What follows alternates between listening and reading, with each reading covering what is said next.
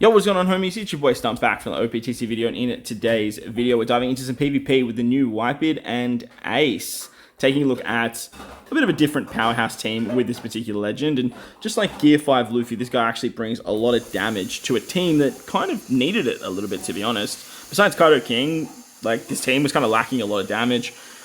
I was using Strength Luffy on the bench, and obviously that's who we've replaced, and then just put Sanjuan Wolf down.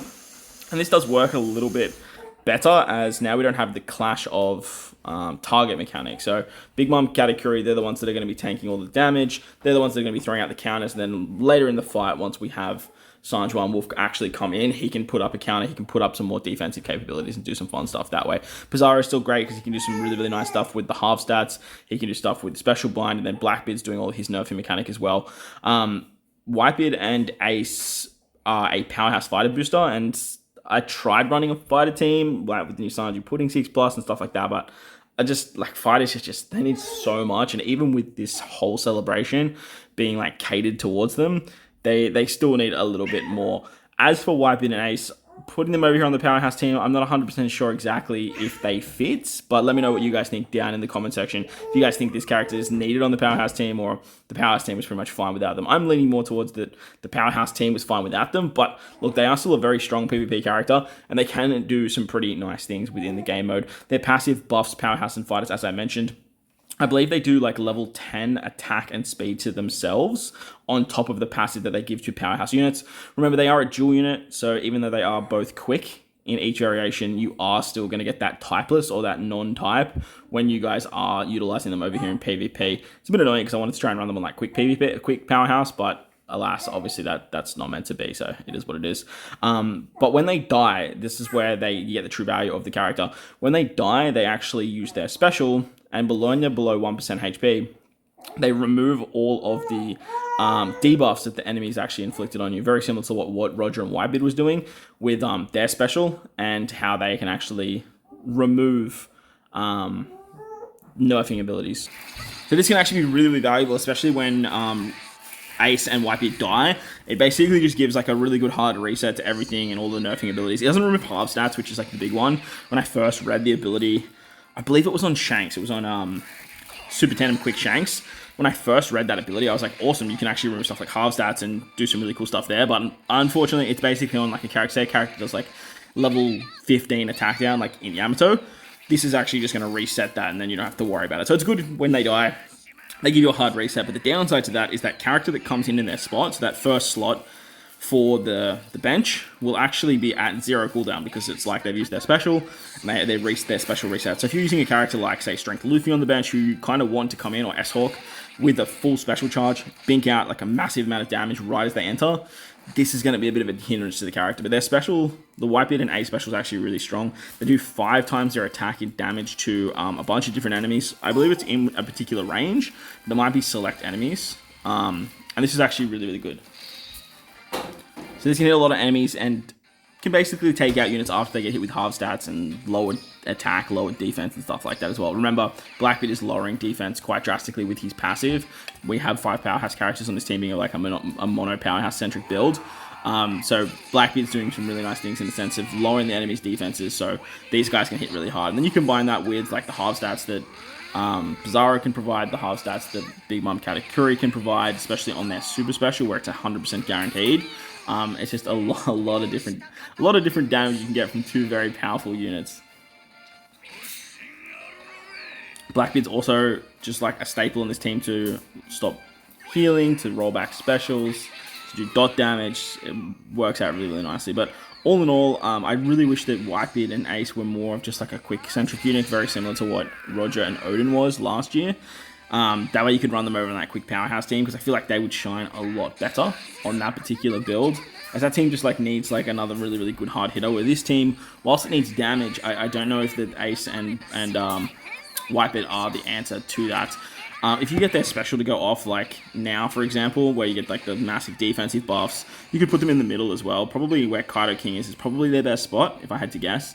They give themselves a big defensive buff, so they can tank some damage quite nicely. And then once they sort of die, right after using their special, and then they pop it again. It's just a really, really nice, good damage buff that you can throw straight at the enemy as well. They have some resistances to cerebral characters as well. I think they have a resistance to another typing as well, but I can't exactly remember off the top of my head. But overall, like I said, they're just going to be one of your damage dealers. And if you guys don't have Kaido and King, this is a great character that's just going to sort of take that place.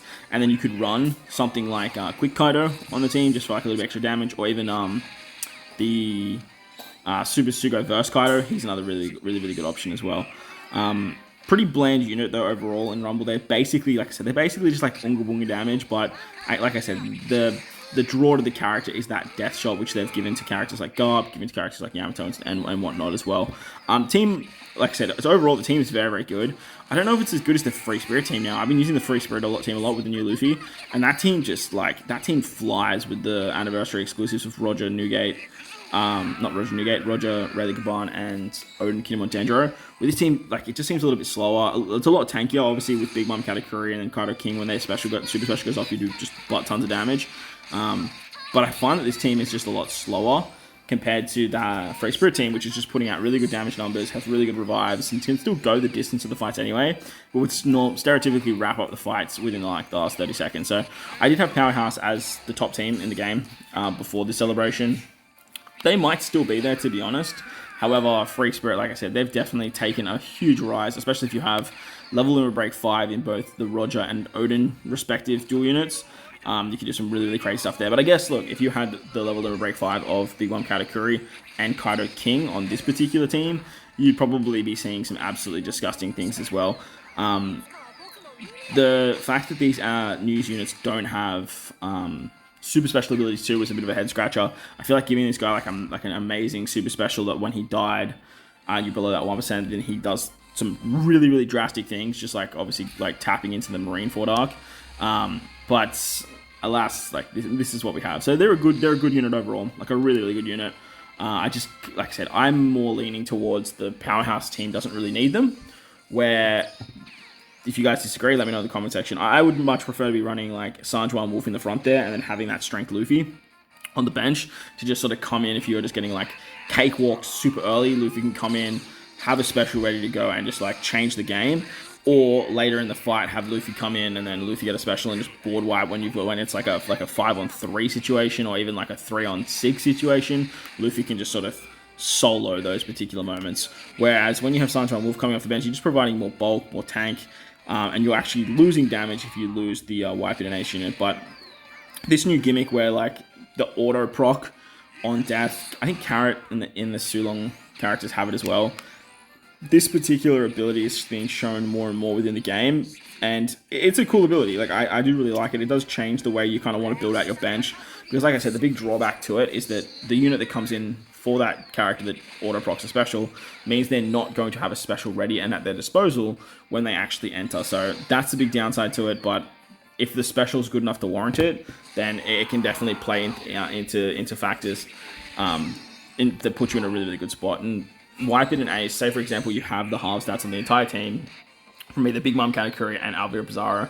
You've done some good little defensive drops, and then you have Wipe It and Ace use their special on a very, very low amount of HP.